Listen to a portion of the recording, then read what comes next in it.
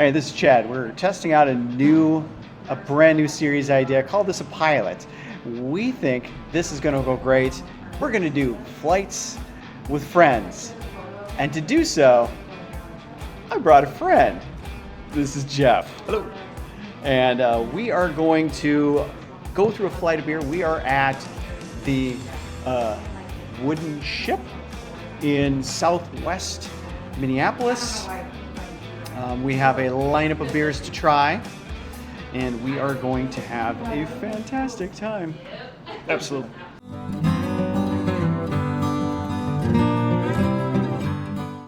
This is where I turn to you and I go, okay. So let's see, my friend Geoff, thoughtful nerd and artist extraordinaire. Why don't you introduce yourself, Geoff, so I'm not the only one talking? Oh, hi. I'm Geoff Welles, artist, geek, outreach education coordinator, and just do like to have beer. We're at Wooden Ship. We're around for 4 years, according to their website. Information I gleaned from their website. They've been around for 4 years. They started as a group of friends making beer in the garage, and now they're a 7-barrel brewery. My notes tell me they got the 2025 Minnesota Best American IPA Award to Minnesota Brewing Organization, which is a big deal, and we made sure that that was going to be our number one beer. Let's talk about the beers, because that's what people really want to know. Essentially, today we're going to be trying out, this is the Pattern of Pieces. This is their American IPA. It is the IPA that won the award. Over here, and not in any order whatsoever, clearly, over here, we've got the 18 Hours of Cle. Now, this is, I'm going to tell you what we do here is we're going to have 3 beers. Since this is a pilot, I can say whatever I want whenever I want. We have 3 beers that are their signature beers, and then we have 2 beers, one that he picked and one that I picked. I love brown ales, so I went with the 18 Hours of Cle. Then we go with, doing the math, what order did you put that in? That's the Saison. Some of the beers don't have side names. The Saison is called Saison. The Kolsch is called Kolsch, which is fine. And this is the one that Geoff picked for his part of the tasting. It is a coffee Kolsch. And the way it works out is we feature the signature beers, and then each of us gets to pick one beer out of the stand that we really want to try. That's what he wanted to try, and we lined it up right next to the Kolsch because we want to be able to side by side compare it. It's a leveled up Kolsch. Leveled up Kolsch. So let us jump into number 1, Pattern of Pieces. Okay. I like Geoff, and we're gonna. I like you too. Thanks, man. I like Geoff, and we didn't get a second glass. We'll survive. We'll survive it. Yep. Go ahead and take a sip of that. I've had my shots, so. Ooh, I should have probably cleared that for myself. Oh, sorry. So American IPA. Yep, this one is American IPA. All mosaic hops, like on top of each other, over and over and over again. How very American. Smooth. Normally I take like one IPA and then I'm done. I always find like if I start with an IPA, then taste buds are open and everything's all ready for all the other beers. But that's smooth. I like that. Okay. It's definitely fruit. It's got the citrus. For respect, you're going to have the side that has their logo. I'm going to be on the back side. Roger. Okay, got it? It lingers. That's what I think I like the best about it. It's the lingering of the flavor.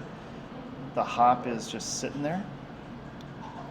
But it's not like how you get some hops that are just going to be super harsh. I'm going to double down on that one.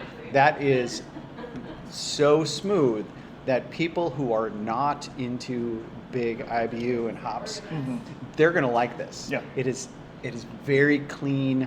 It has a good lasting flavor. I generally gravitate away from IPA. It's not the first pick ever for me. I don't like IBUs. I don't like the flavor. I don't like it. But this, I could drink this. Oh yeah. I absolutely drink this. That's a good starter beer. No wonder it won the award.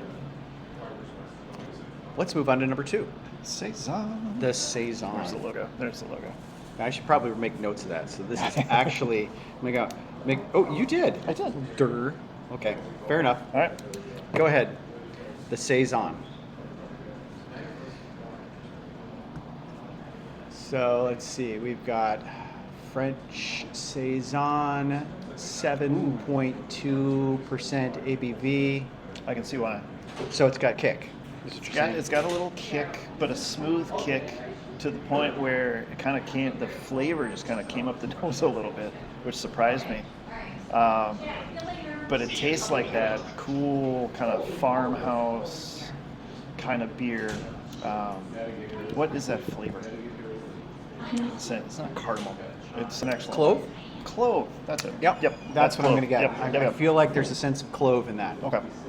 But it's an impactful flavor, but not to the point where I wouldn't want to drink more of this.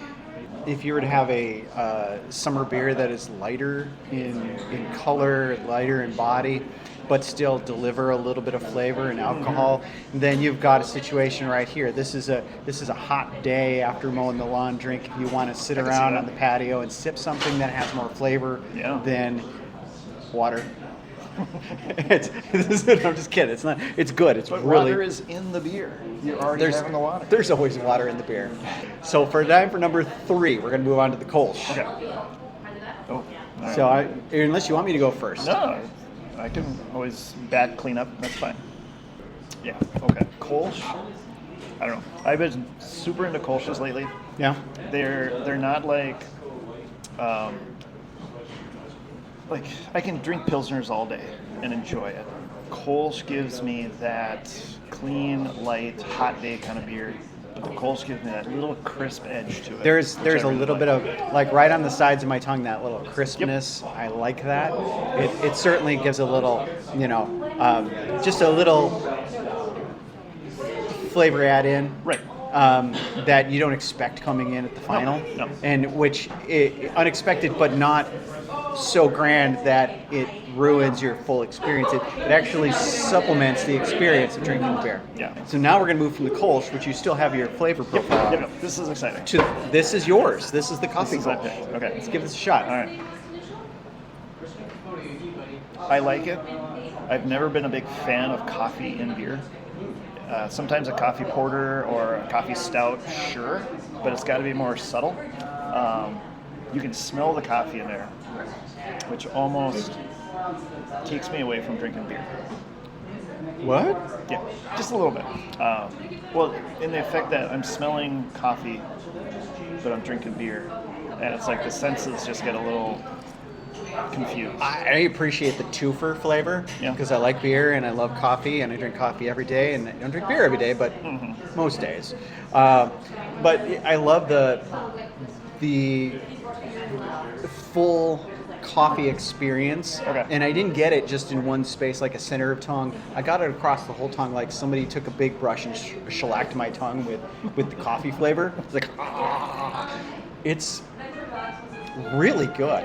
I've started coming across lighter colored beers that are coffee flavored that aren't as dark, and that is actually, I think it's a good compliment to the Kolsch because it still has a little bit of that side tongue. Did you taste a little bit of that? A little bit. I think it dulled down the Kolsch a bit for me. Sidetracked your taste buds. Yeah. You'll find I'm pretty straightforward when it comes to what I'm tasting, what I'm drinking, what I'm eating. Is just, I'll get explosion of flavors, great, fantastic. But if I can't enjoy all of that together, then I just get turned off.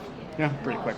Right, it's mine, my favorite. Okay, so you guys start this one. I will start this one. It's a brown ale. Yeah. Now, I will admit, the first beer I had was Tuborg Gold. I was on a ferry going across the North Sea to Sweden. But my second beer was Newcastle Brown Ale.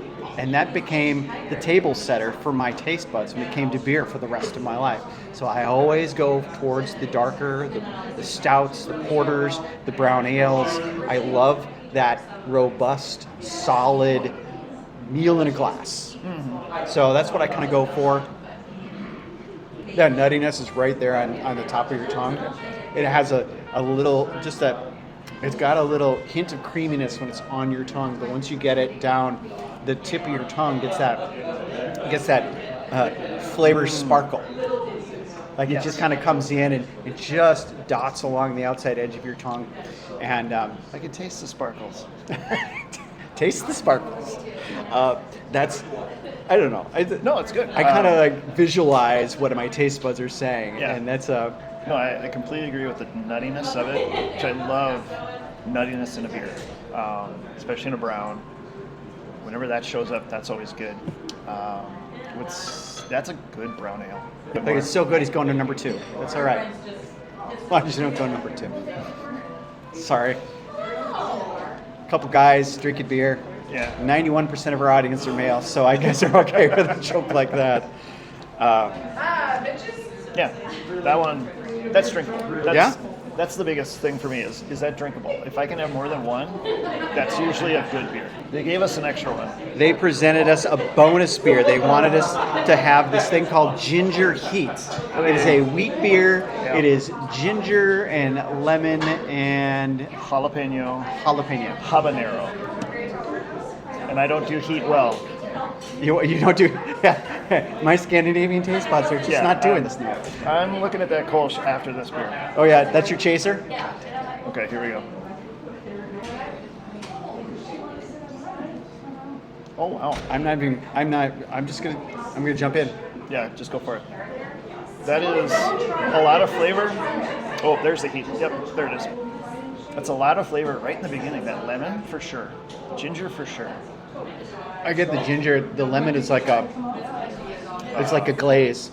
Yeah. And a ginger, like a ginger snap with a frosting glaze. I mean, you know, that sounds really good. I know, isn't it? So that's what I'm getting. I'm sort of that ginger, and it has a little something on there to like heat is like bring right, it down. Right, just it's like I'm drinking a whiskey and that heat's coming down the throat. You got a chunk of something because I got it on the tongue, and you're not getting anything. No, I eat a lot of hot food.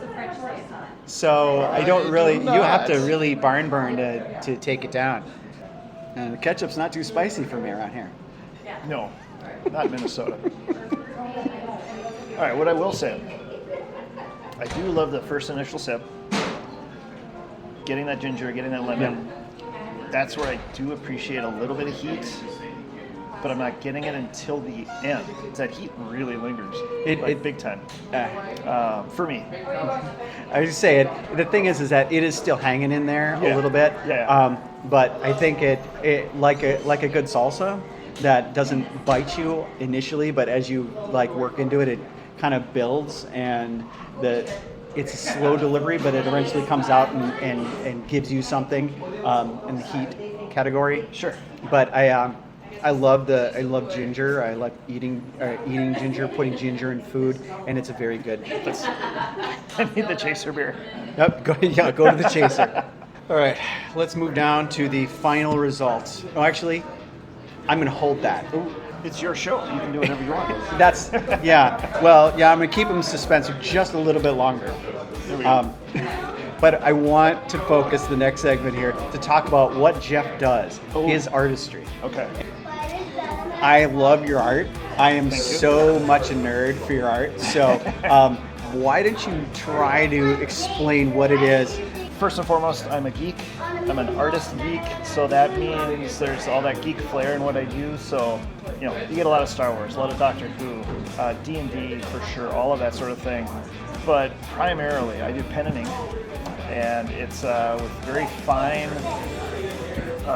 markers, because I have a curse that I need to cram as much detail as I can into a small space. It fills the aspect of my art that I just need to keep drawing and drawing and drawing. It's this machina is what I call it. It's this abstract machinery that is just intertwined in everything. Sometimes it'll be what makes up an actual creature, duck, fish, whatever. Otherwise, I'll do a D&D dice that's broken apart, something that's inside, machinery or another type of creature. I love my TARDIS. I have that TARDIS one you did. I love that. Yeah. So it's all stuff that's out there. It's a lot of fan art, but it's just got my, for sure, flair to it. let's draw some conclusions here. Which one was your favorite of all 6 of our trials?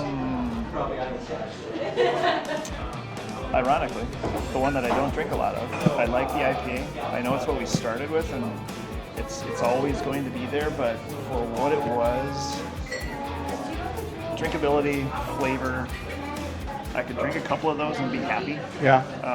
Same with the Saison, but I think the Saison sometimes gets a little heavy after a while. So the crispness of the IPA. I can't argue with you. I am not. I absolutely will. I will go to the grave drinking brown ale always, and this is a very good brown ale. But I have to say, Pattern of Pieces really was the surprise in a good way. The flavor profile. You're gonna drink the rest of it? I'm just kidding. You go ahead, drink. You'll have a couple more after this. I'm driving. That's all right. Okay. Just want to back up my statement. Yeah, that's a good beer. Yeah, yeah, it's a good beer. All right, so we both agree Pattern of Pieces is, though they're all of them quality beers, that is really our favorite beer today. Yep. I got to ask you now. We've reached the end of the thing. I'm messing the camera, not you. Okay, not me. Okay, no, you're off the hook. At this point, there's a puppy over here that I want to. Puppies! Okay. I want to say, if you really like this sort of programming, I will gladly line up a few more videos and guests to sit in with us.